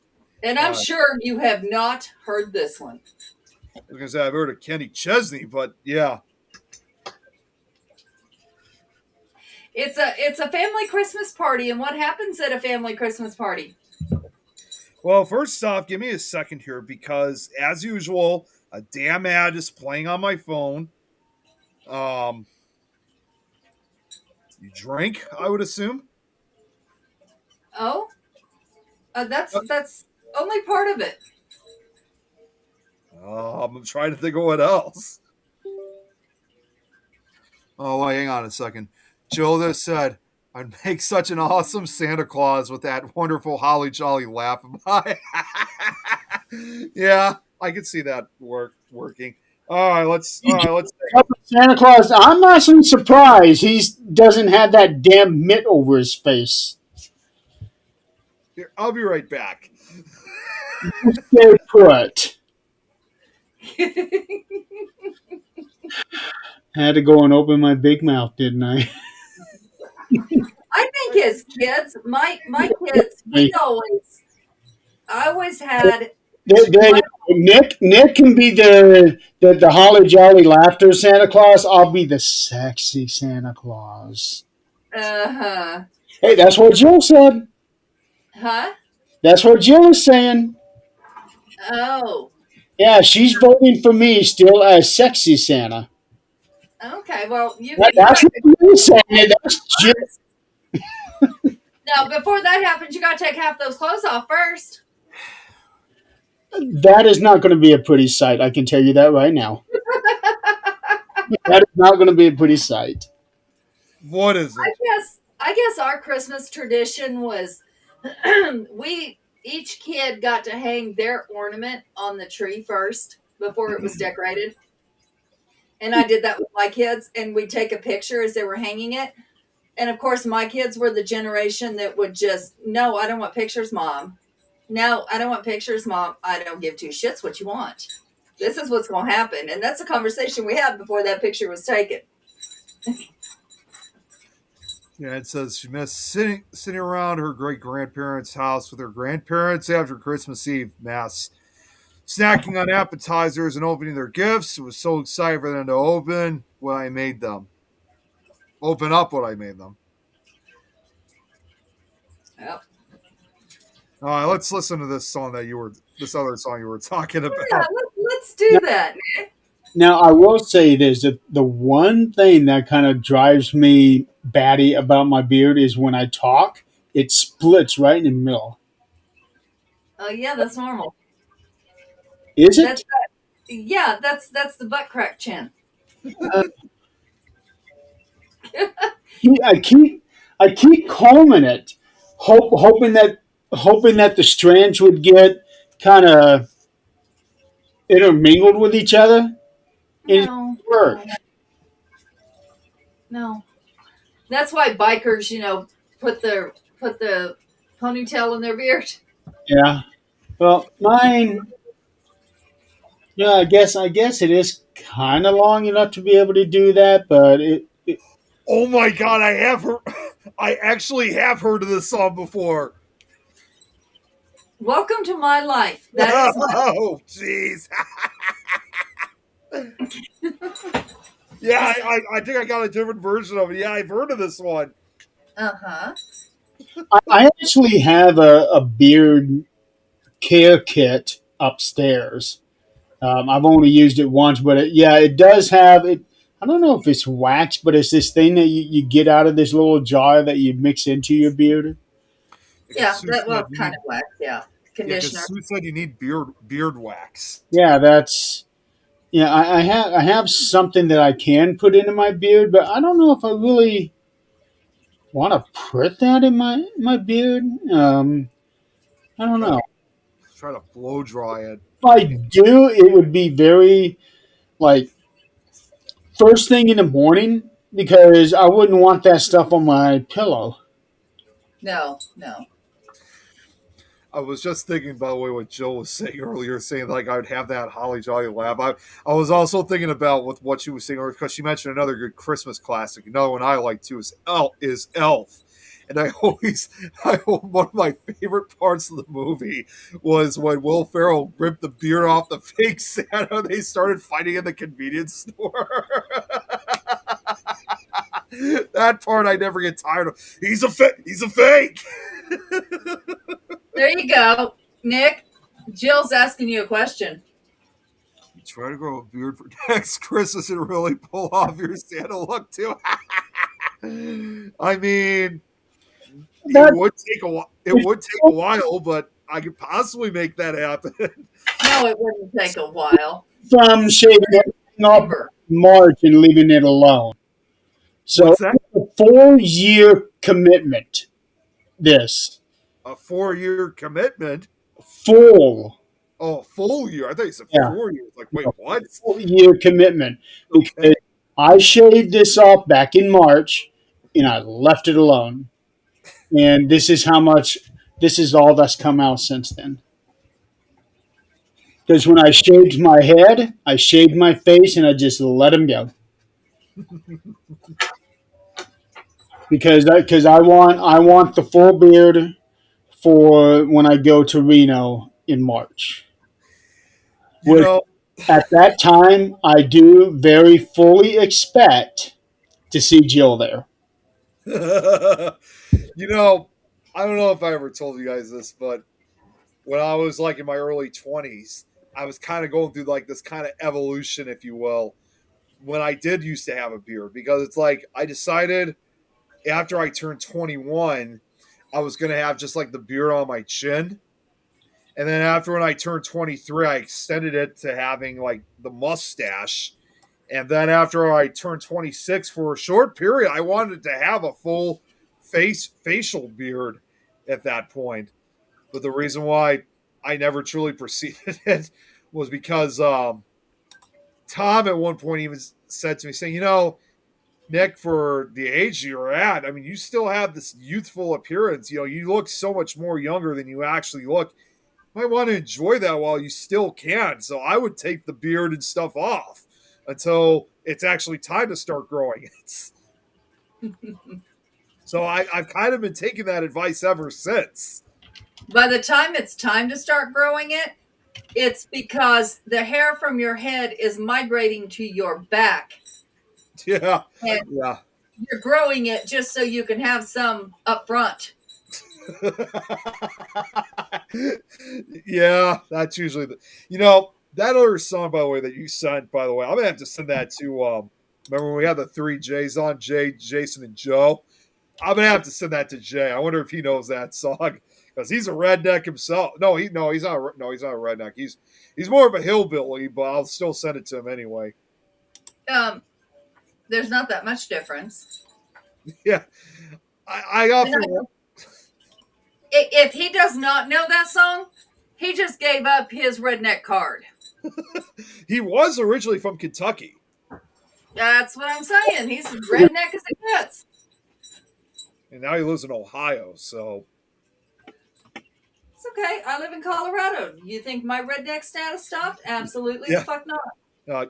well, I don't think he's too far from the Ohio-Kentucky border, because he lives in Dayton.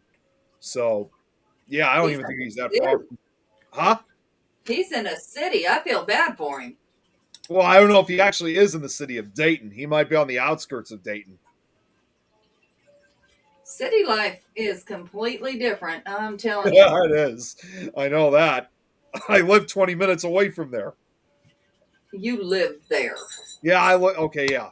You know what? On second thought, yeah, I live there. Country is where you can walk out your house like I used to do in a robe with a gun in your hand. Yeah. And anybody who is driving by is probably not supposed to be there. They're up to no good, and they ain't coming back because they see this woman with a robe with a gun in her hand out there looking at you. That's right. And that is the quintessential Kentucky visual right there. I mean, even Don, when he used to go to, because he went to Western Kentucky University, and so he lived like in the area of Bowling Green, and he said, That's not quite as redneck. well, he still said that there were still spots that had signs and stuff on them saying trespassers will be shot. Yeah, But you just said, though, it's not as redneck over in Bowling Green. it's not. over in where I lived in Kentucky, which I'm not going to mention any names because it is not appropriate, it is not okay, and I do not condone it. But there was other signs there that were racially motivated, Oh, jeez. and that's how bad it was. That's Oh, how man. deep into Kentucky I was. Oh, boy. Yeah. Okay, so Sue said, if you want the full Santa look, you need to have head and face be a strong white color. What? Nah, it can be spray painted. Is he telling? I can't tell if Sue's referring that to me or. Yeah. So your beard needs to be white, so you'll have to spray paint it gray. I was gonna say the beard is white. This was custom made. He's talking about if you grow it out. Oh, grow it out. Okay. Not a face mask with a hole in it, dude. No, like I said, this was custom made. My cousin made this for me. Mm-hmm. See, I'm already halfway there with the all white thing.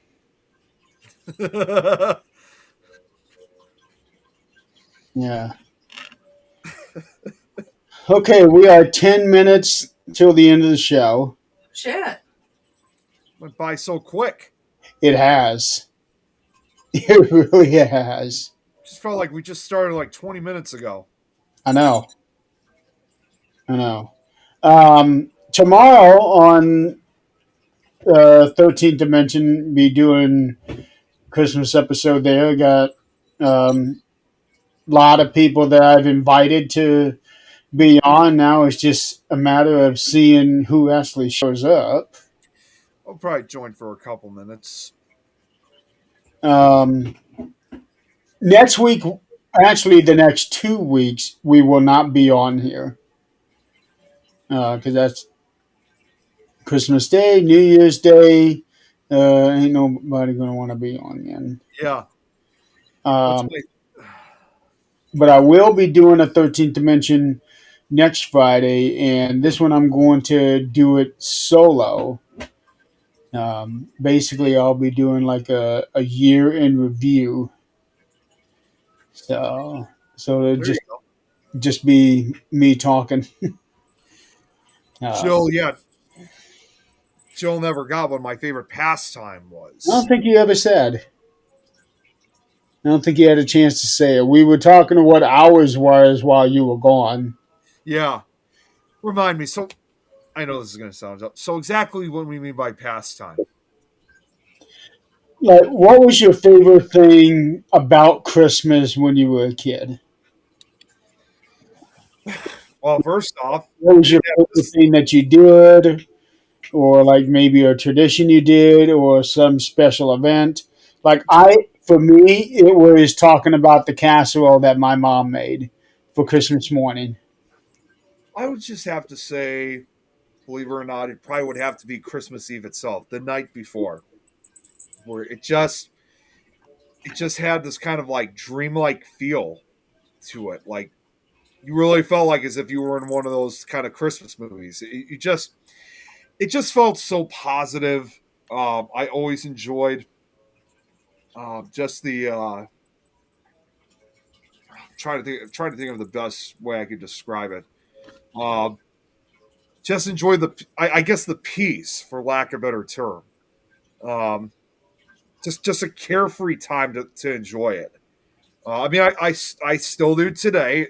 It is never ended. It's always like that. It's always going to be with me, even no matter how old I get. But also just spending time and enjoying being with the family. That's probably my favorite thing. One of the other Christmas traditions, and this is something again we still do today. As I said earlier, every Christmas Eve we watch. Well, actually, before that, my mom and I we always go to 5 or 6 o'clock. Yeah, usually about 5 o'clock evening Christmas mass, and then afterwards we head home and we watch It's a Wonderful Life.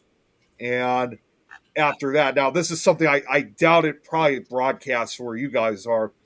this may not sound Christmas related, but it actually is because the way how they put this together. Every year they've been doing this for 20 years. In fact, this is the 20th anniversary of it. They've been doing this for 20 years now, since 2005. We also watch a special broadcast of something called Bozo, Gar, and Ray, detailing some of our like most biggest Chicago television icons like Bozo the Clown, Garfield Goose, Ray Rayner, talking about essentially it's about the history of Chicago television, but they do mix it with Christmas related stuff. And they also show, correct me if maybe you guys know these films, maybe you don't. They also show those three. That one. What's that? I don't know that one. Which one? The show that you're referring to, the one that they've been playing the past 20 years, I don't know that one. No, not the show itself. They also play 3 short black and white Christmas films. You guys may have heard of these ones, and that's Susie Snowflake, Susie Snowflake, Frosty the Snowman, and Hard Rock Coco and Joe. All came out back in Christmas. I figured you guys wouldn't because they were specifically made for the Chicago area, although only one other city ever got those type of films. You can find them on YouTube. The only other city that ever had them broadcasted was in Johnstown, Pennsylvania. For the most part, I would say it's these kind of 3 classic forgotten little Christmas films that if you talk to anybody in Chicago or in Johnstown, Pennsylvania, they'll probably tell you immediately, say, oh yeah, I know those films. But if you talk to anybody else outside Chicago or Johnstown, nobody's going to know those films. But you can find them on YouTube, but they have been they've been a classic trilogy. I mean, trilogy of traditional Christmas films that have been broadcast in both these cities ever since 1951. Nope, don't know those. Well, like I said, they're on YouTube, so you can check them out. They're cute little films. I mean, they're the same type. They still have that same kind of element, kind of like the stop motion, like you'd see with Rudolph and stuff like that. But first of all, they're much shorter films. They're only like 2 minutes each. And secondly, of course, this was the early 50s. They're all in black and white. Although the Frosty one, that's hand-drawn animated. Speaking of things that you can find on YouTube, I finally found the Christmas episode of Teenage Mutant Ninja Turtles. Oh, you did? Okay. We wish you a turtle Christmas. Yeah, I probably won't be watching that one again. There's one more film I could think of. I wanted to bring this up just before we get off. They did their own version of 12 Days of Christmas. Yeah.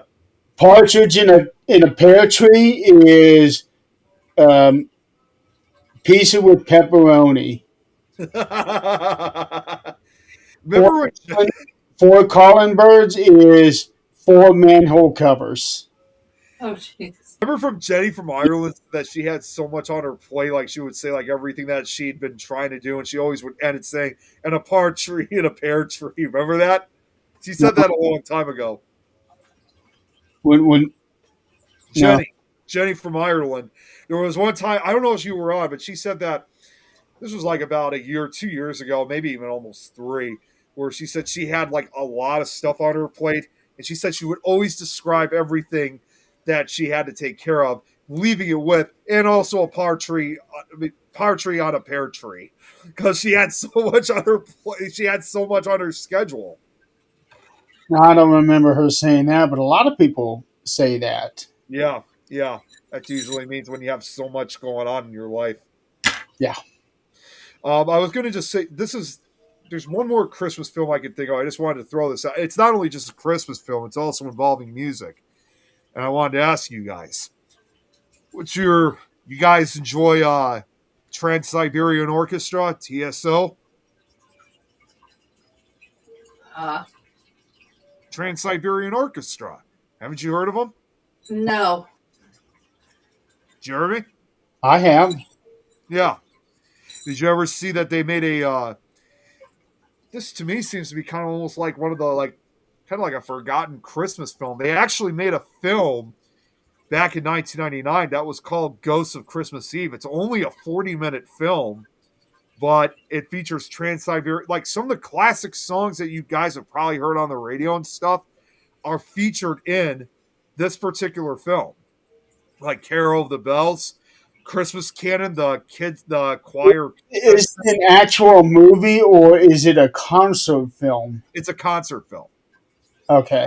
Yeah, it's only again, it does have some pretty big stars. Like Ossie Davis is the caretaker. He's the storyteller, and then you also have a girl by the name of Allie Sheridan who's supposed to be the runaway, like a runaway teenager. She only ever starred in, that was her only film that she, although it was said that she did tour with TSO during the 2003 Christmas season. Obviously, no one, who knows what her story is now, because there's nothing about what happened to her afterwards. And then they even featured two other singers who were not even part of TSO to begin with, but were featured in it anyway. Is Jules in it, and also Michael Crawford is in it as well. And just even though it's a short film, I wish it could have gone on a little longer. Such a very powerful film. And again, even one of those type of films that, again, I even get emotional over. It adds that Christmas night feel to it. It's just a phenomenal film if you guys haven't seen it. Yeah, no, I never. It doesn't surprise me that they would. So basically, what they had was like a TV special. Yes, it was. That was an hour long with commercials. So, yeah, no, I've not seen it. Just to give a simple perspective, because I know we're about to get off, so I'm going to make this real quick. Obviously with Trans-Siberian Orchestra, with some of their Christmas shows, they have an actual plot line. But in this case, with this one, it's about basically a young runaway girl who, it's never really explained why she's running away, but she takes shelter in an abandoned theater. And very quickly, the ghosts of the theater's past, especially the caretaker, realize that she's kind of going through some trouble in her life and is not, instead of spending Christmas Eve with her family, here she was, just resting at this abandoned theater. So the spirits of these longtime past performers, TSO, if you will, put on a show for her, and it's basically a way to help her get her life back together and let her go back home. It's one of the few Christmas films, I think. I mean, I know it's a concert film, but I'll still throw it out anyway. It's really one of the few Christmas films, if you will, that does not rely like on Santa Claus or anything like that. It's just revolving around just for people out there who, are not so lucky, that don't have as much family. And that's kind of what this film kind of shows. It even the girl that plays the runaway kind of is based on that childhood aspect we all have when it comes to the holiday Christmas season. Okay, so Jill, yeah, she knows it's a favorite for her too, of TSO. Yeah, if I ever do find I know the film has sometimes appeared on Internet Archive and YouTube, so if I ever do happen to find it, I'll send it to you guys if you guys want to check it out. Like I said, it's only 40 minutes. It's not even that long of a movie at all. It's just really well played. Believe it or not, every now and then it still is played on television, not as frequently as some of the other Christmas movies are, but there are some channels that still play it every now and then. I'm sure it might even be available on DVD. It is, but the last time I checked, it seems like the DVD copies were like really hard to get for some reason. I'm not even joking. There was like only one DVD copy I found a few years ago that was like $200 for a DVD copy. I'm like, are you kidding me? $200 for this? It's not even that huge of it's not even like a huge budget movie or anything like that. It just didn't make sense. But like I said, I'm sure you could probably get it. But like I said, it's probably also on YouTube and Internet Archive. I downloaded it myself a long time ago before it was taken off. So I have my alongside the original broadcast of Charlie Brown Christmas. I have my very own personal copy of Ghosts of Christmas Eve. Okay, yeah. Oh, there's a 24/7 holiday live radio for TSO. Check that out. Okay. I was able to find the CD. Yeah, I was able to find the CD on Amazon, but no DVD. Yeah, the DVDs are a little bit they're more harder to come across. That's why they're That's why. that, that's why they're so expensive. But just Yeah. Okay. it's got, like I said, when I watch it every year, I enjoy it. I mean, I know, of course, they even have a Yule log for TSO. Um, Obviously, TSO has changed compared to what they were like back in 1999. So I know that most of their performances today are not exactly like what it was back then. But either way, I always enjoy watching the film. It's just such a I watch that every year, either after when I'm done watching Nightmare Before Christmas or after Polar Express, because again, it adds that dream feel to it, and I just love it. It's a great film, and like I said, I wish they could have added at least a few more songs to it, but I'll take for what it is. It's just a lot of fun, and it's an emotional ride too. I bet. It is. Like I said, if I find a link for it, I'll send it to you guys. Hey, Joe. Unfortunately, we're just about to end. Yeah, we were. Okay, so a reminder, we will not be on here for the next 2 weeks, but if you want some more Christmassy things to talk about, hop on over to my show tomorrow, 13th Dimension, 7 Eastern. Yeah, Jill and Joe, you should join us. Yeah.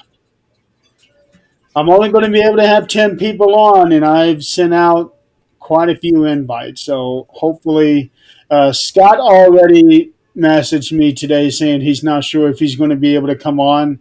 His daughter's coming home, and they might be going out, so he probably won't be able to hop on. But he said he'll let me know.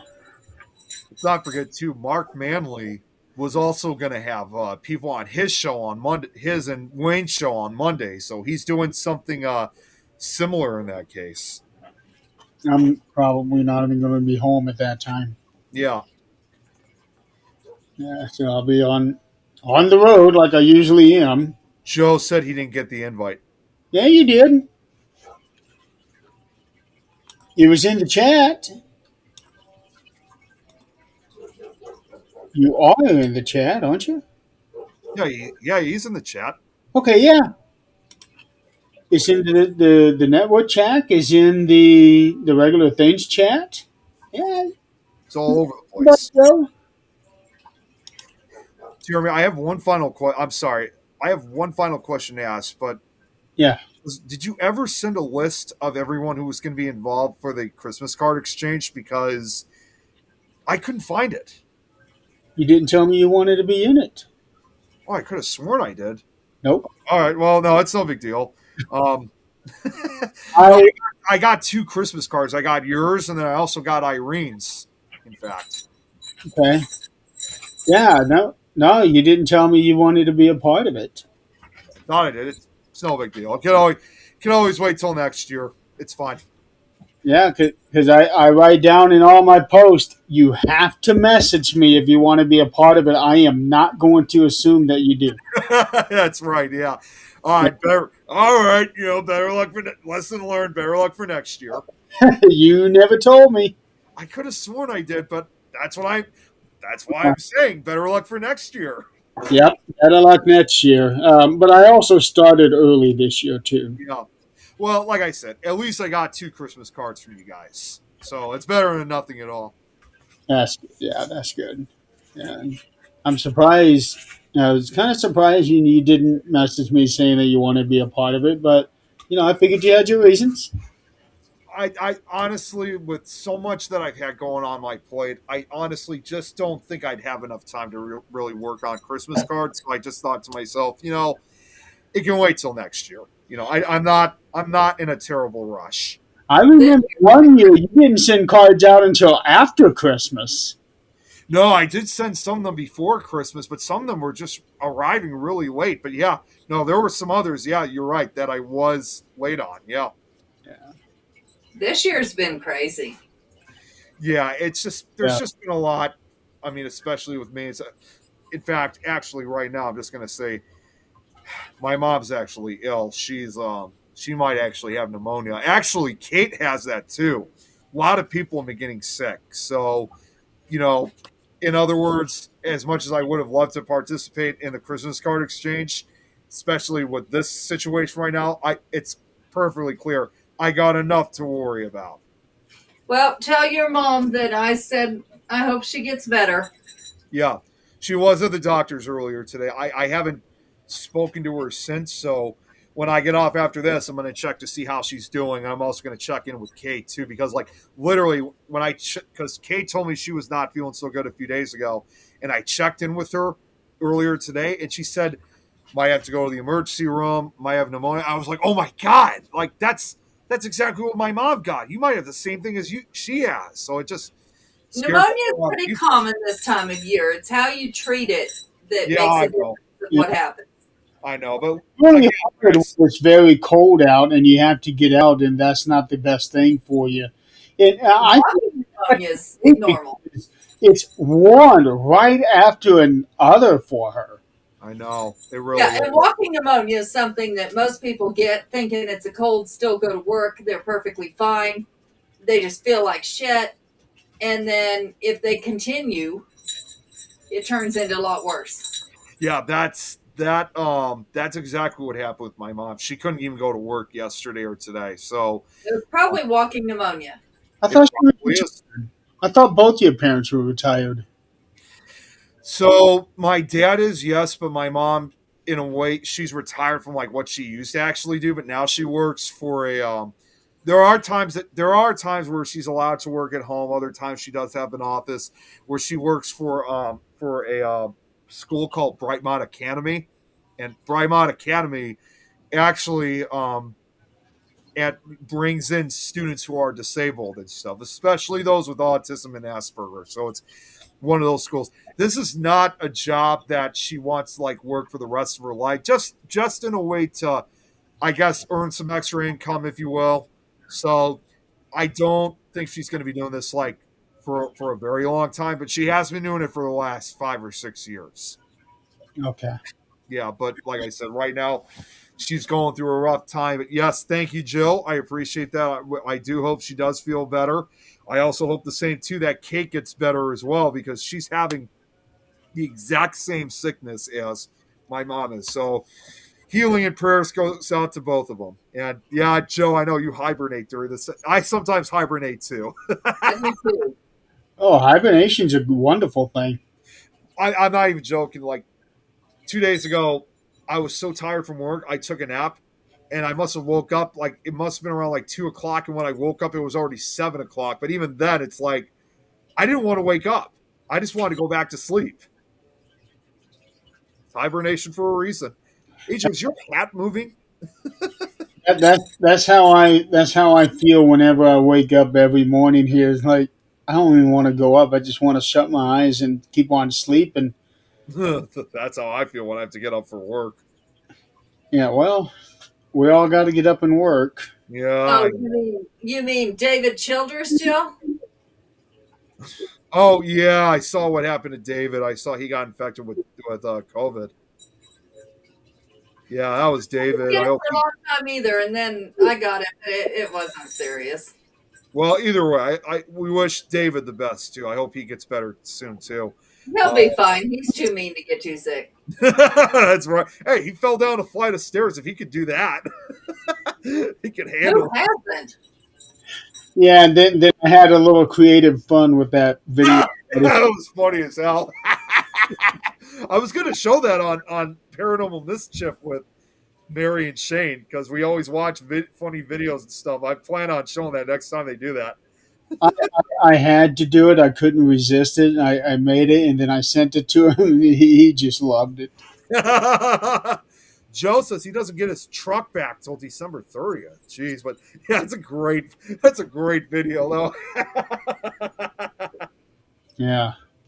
Okay, folks, we're going to go ahead and wrap up tonight. It's quarter after, well, almost quarter after. So don't forget, for 2 weeks we are AWOL. Yours is my Chris- nightmare. Christmas Day, New Year's Day. Yeah, we're going to be a little busy. Yep. I got a party to put together. I got to start cleaning up tomorrow. Okay.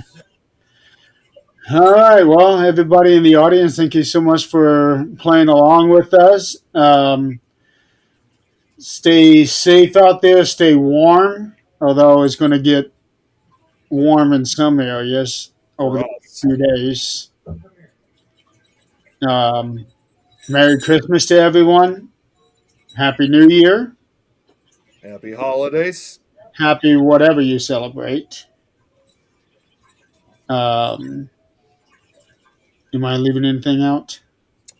The coming back of longer days. That's what we're all celebrating. Yep. I love these short days. Hell no. I love short days. To Alaska. You moved to Alaska? Oh yeah, you get 24-hour darkness up there, Yeah. They came up with that movie 30 Days and Nights. but you also get 24 hours of sunlight at other times too. That's Yeah, what you I do. But that's not just Alaska. There's other, like, I think parts of Norway and Sweden and Finland have that same effect too. I'm sure. It's just all in the position of the sun. Yeah. Yeah, it is. So, all right, everybody, we will be back in 3 weeks. We will be back in 3 weeks. Then we'll figure out where to go from there. See you guys next year. Merry Christmas, Happy Holidays, and Happy New Year. All those rolled up into one. Yep. That's it. And again, reminder, 13th Dimension tomorrow night, Christmas episode, and then solo next week. Next year. I'm not Almost. ready for that yet. All right, everybody. Merry Christmas. Happy New Year. Be safe, and we will see you in 3 weeks. Have a good night. Have a good holiday. Good night.